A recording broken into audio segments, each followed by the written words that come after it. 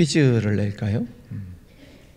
내 것인데 다른 사람이 더 많이 사용하는 것은 이름. 네, 잘 아시죠? 예, 우리에게 다 이름이 있습니다. 근데 다른 사람이 내 이름을 불러주면 좋죠. 우리 애기 엄마들 누구 엄마 이렇게 부르는데 이름을 불러주면 좋아해요. 아기를 낳은 이후에 이름이 없었다고 생각을 하는데, 자, 그런데 나를 좋아하는 사람이 내 이름을 불러주면 좋죠. 그런데 나보다도 더 높은 사람이 나를 불러주면 더 좋겠죠. 하나님이 나를 불러주시면 얼마나 좋을까요? 여기에 대한 감동이 있으실까요? 예수가 우리를 부르는 소리, 그 음성 부드러워. 예수님이 우리를 불러주시면 얼마나 좋을까. 사실은 불러주시고 계시는데 우리가 깨닫지 못하는 때가 많지요. 하나님이 누구신가요? 천지 만물을 창조하시고 또 이 세상 모든 것을 다 창조하시고 또 경영하시는 그 하나님, 위대하신 어마어마하게 크신 하나님이 나를 부르시는 거죠. 그러면 나를 왜 부르실까? 오늘 말씀을 보겠습니다. 1절에 내가 붙드는 나의 종, 내 마음에 기뻐하는 자, 곧 내가 택한 사람을 보라. 하나님께서 나를 부르신다, 그런 말씀이죠. 하나님이 나를 붙드시고 나를 기뻐하신다. 하나님이 나를 부르셔서 내 속에 무엇을 주신다는 거예요? 보라, 내가 나의 영을 그에게 주었은즉, 하나님의 영을 우리 속에 주셨다는 거예요. 이게 얼마나 감사한 일인가. 네. 성령 하나님께서 우리 안에 오셔서 하나님의 일을 하기를 원하시죠. 그래, 하나님, 성령 하나님을 빼놓고 나를 생각하면 그저 나는 세상 속에서 무엇을 먹을까, 무엇을 마실까, 무엇을 입을까, 얼마나 돈을 더 많이 벌고 재미있게 살까, 온통 여기만 관심이 있잖아요. 예수님께서 지적하신 것처럼 이런 것들은 다 이방인들이 구하는 것이라. 하나님의 영이 없는 이방인들이 구하는 것, 의식주 문제, 그거 아니겠어요? 뭘 먹고 살까? 자, 그런데 하나님께서 하나님의 영을 우리 속에 넣어주시면 이 사람은 생각을 다르게 한다는 거예요. 무엇을 먹을까 마실까 이런 문제가 아니고, 그가 이방의 정의를 베풀리라. 하나님의 영이 속에 있는 사람은 이방인들에게, 하나님을 아직도 모르는 사람들에게 정의를 베풀리라. 하나님의 말씀을 베풀게 된다는 거죠. 3절에 보면 상할 때를 꺾지 아니하며 꺼져가는 등불을 끄지 아니하시고, 우리는 연약하고 부족하고 상한 갈대처럼 연약하고 꺼져가는 등불처럼 부족하고 연약한 존재인 것 같은데, 하나님께서는 우리 속에 그 하나님의 영을 넣어 주셔서 정의를 시행할 것이며 교훈을 앙망하리라. 또 5절에도 보면 영을 주시는 하나님 여호와께서 이같이 말씀하시되, 하나님의 영을 우리에게 계속 부어주셔서 무엇을 하신다는 거예요? 6절에 보면 나 여호와가 의로 너를 불렀은즉 내가 네 손을 잡아 너를 보호하며 너를 세워 백성의 언약과 이방의 빛이 되게 하리니. 우리는 부족하고 연약하지만 하나님의 영을 우리 속에 넣어주셔서 백성의 언약과 이방의 빛이 되게 하시겠다. 여러분이 다 핸드폰을 다 쓰세요. 그럼 밤에는 반드시 뭘 하시죠? 충전. 주무시기 전에 반드시 충전을 해놓고 이제 아침에 남은 100% 그래야 우리가 하루 종일 전화도 하고 문자도 보내고 등등등등 할 수 있어요. 그 충전되어져 있는 그 배터리 양이 다 소멸해버리면 나중에는 아무것도 쓸 수가 없어요. 전화도 안 되고 검색하기 아무것도 없어요. 그래서 우리는 반드시 충전을 해놔야 됩니다. 하나님의 영이 우리 속에 충만해야 예배도 드리고 찬송도 하고 기도도 하고 이방인에게 빛을 전하기도 하고 정의를 베풀기도 하고 하나님의 기뻐하는 일들을 여러 가지를 할 수 있어요. 근데 하나님의 영이 충만하지 못하면 내 신앙 하나 간수하기가 쉽지 않다 하는 말입니다. 아이들이 풍선을 가지고 잘 놀죠. 바람 빠진 풍선 가지고 노는 애 보셨어요? 바람이 없는 풍선 가지고 와 재밌다 하고 하루 종일 노는 애 보셨나요? 없어요. 바람을 불어서 팽팽하게 불어넣어서 묶고 그걸 가지고 풍선놀이를 하는 것이죠. 여러분, 성령 하나님께서는 우리 안에 영을 다 넣어 놓으셨어요. 이미 하나님의 영이 계세요. 그런데 하나님의 영이 충만하냐 그렇지 않느냐의 문제는 다른 문제예요. 하나님의 영 성령이 여러분 안에 계심을 믿으시죠? 두 번째 질문, 성령이 충만하십니까? 이거는 다른 문제예요. 성령께서 우리 안에 충만하게 역사하실 때 나가서 이방인들에게 정의를 베풀기도 하고 상한 갈대에게 힘을 주기도 하고 꺼져가는 등불을 같은 사람에게도 기름을 채워줄 수도 있고 또 오늘 말씀에 백성의 언약이 되고 이방의 빛이 되기도 하고 충만해야 이 일도 하고 저 일도 하고 성령이 충만하면 찬양대도 하고 다른 봉사도 하고 교회 안에서 이런 봉사 저런 봉사 전도하고 선교하고 충만한 사람이 할 수 있어요. 여러분, 그 성령 충만함을 계속 잘 유지하시기를 바랍니다.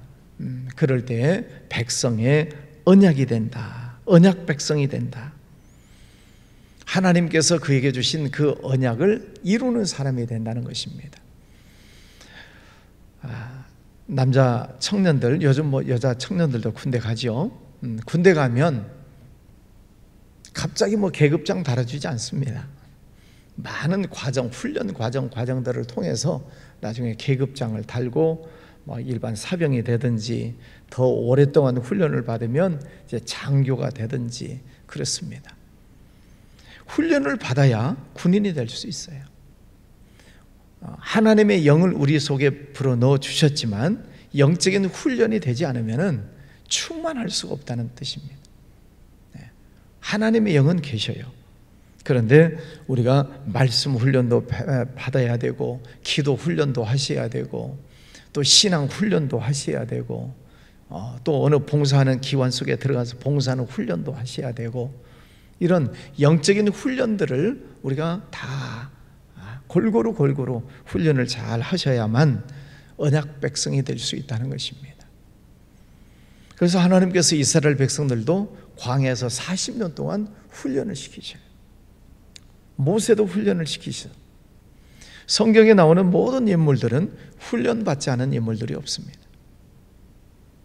여러분도 하나님의 말씀 훈련, 기도 훈련, 전도 훈련, 봉사 훈련, 선교 훈련 이런 훈련들을 열심히 잘 받으시기를 바랍니다. 그래야만 언약 백성이 될 수 있다는 거죠. 또 이방의 빛이 된다. 하나님의 영을 불어넣어 주셔서 이방의 빛이 되게 하신다. 근데 그 하나님의 영이 충만해야, 성령이 충만해야 빛을 강하게 비출 수 있죠.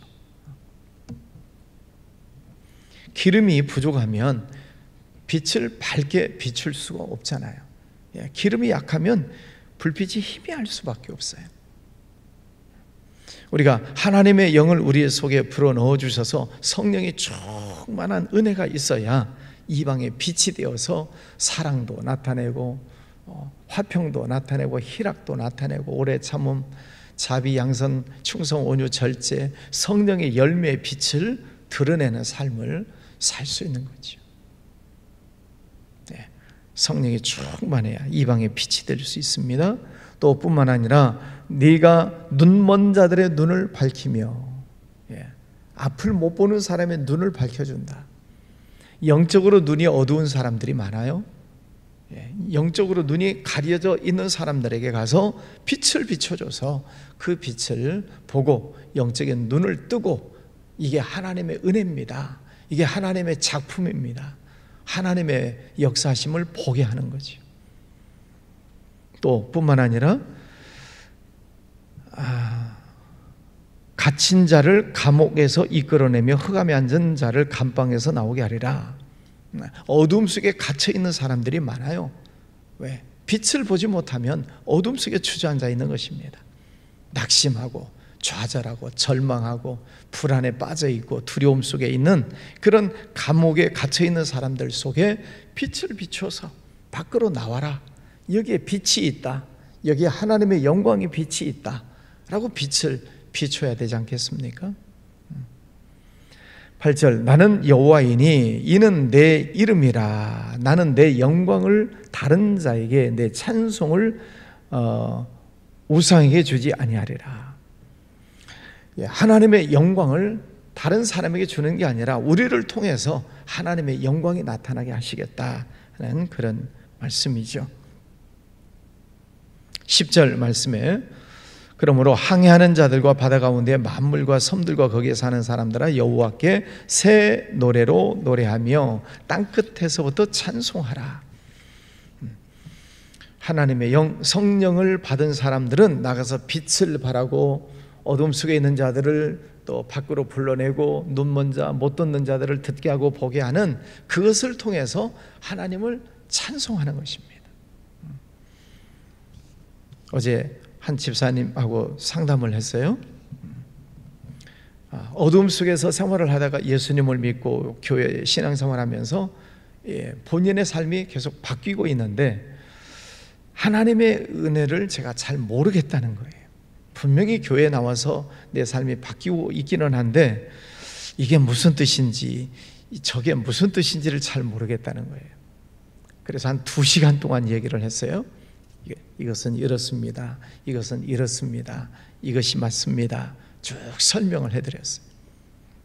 그랬더니 얼마나 기뻐하는지.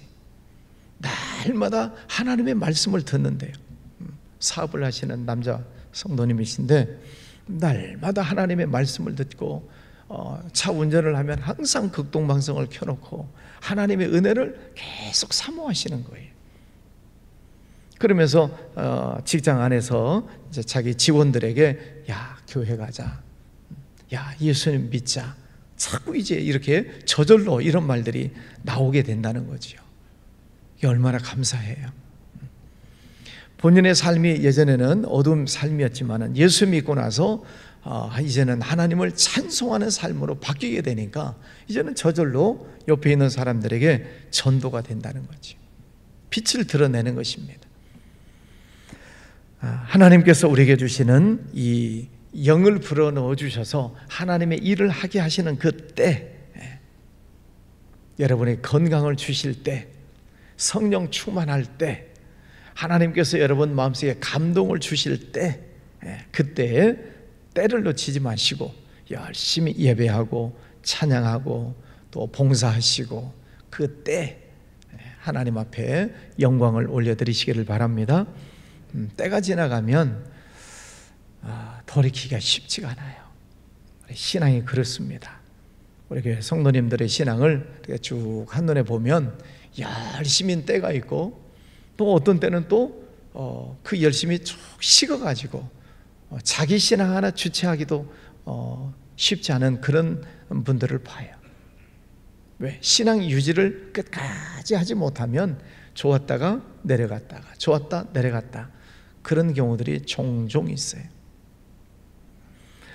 때 하나님께서 우리에게 영을 불어넣어 주시고 사명을 주셨을 때, 감동 주실 때, 성령 충만할 때 그 때를 잘 유지해 나가셔야 돼요.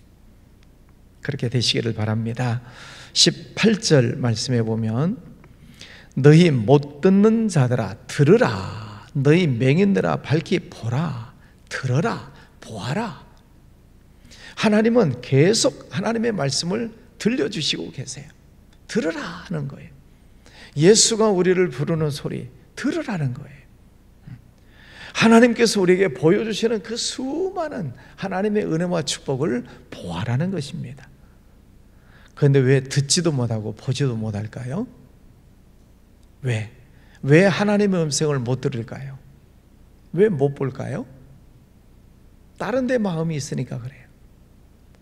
다른 곳에 마음이 쏠려 있으면 여기서 부르는 소리가 안 들려요. 다른 일을 하고 있으면 이쪽에서 부르는 소리를 들을 수가 없어요. 아니면은 부르는 소리에 대해서 의심하거나 부정적인 생각이 많으면 하나님의 음성을 들을 수가 없어요. 거기에 관심을 두어야 돼요. 갈급한 마음을 가지고 하나님이 내게 어떤 말씀을 주실까, 무엇을 보여주실까, 갈급한 마음으로 귀를 쫑긋 세우시고 보아야 하나님의 음성이 들리고 보이는 것이죠.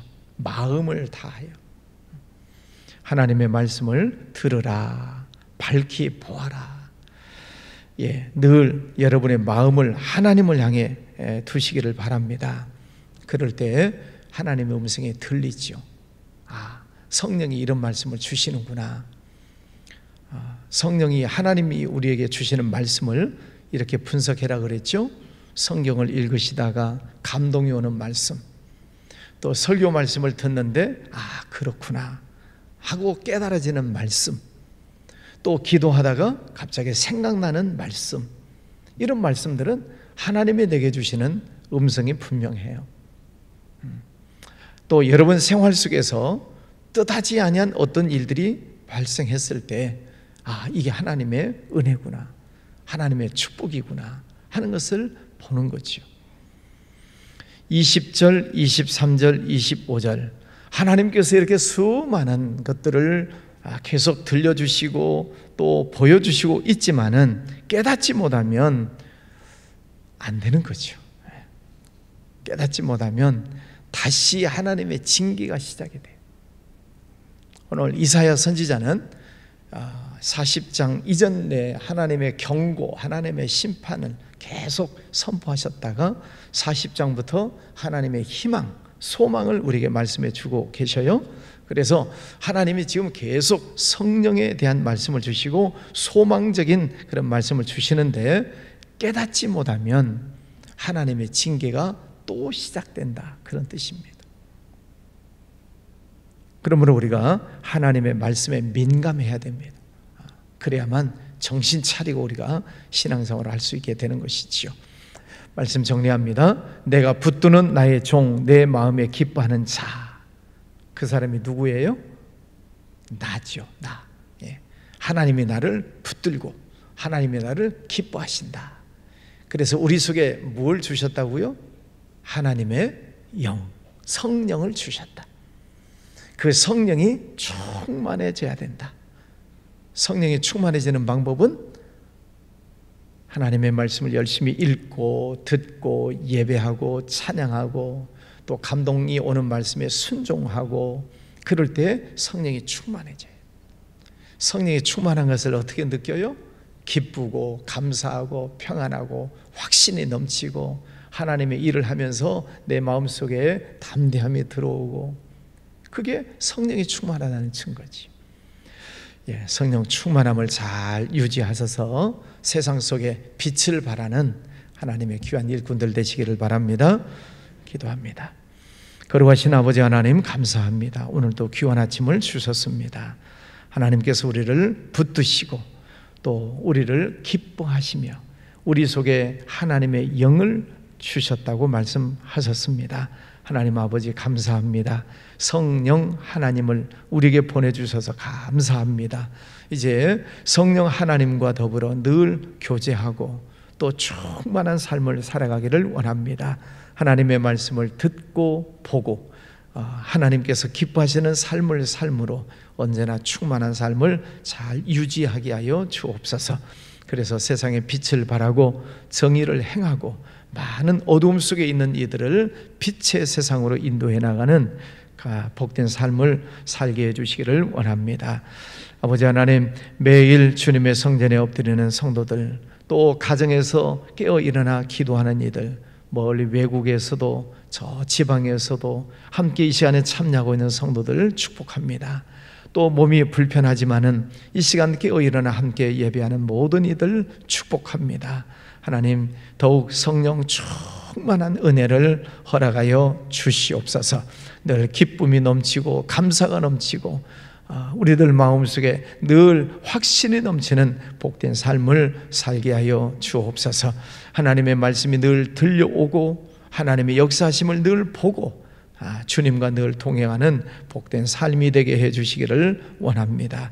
오늘도 주 앞에 엎드려서 가족을 위해 또 직장을 위해 건강을 위해 전도 대상자들을 우리 교회 우리 나라를 위해서 세계 선교를 위해서 기도하는 제목들을 들어주시고 응답하여 주옵소서.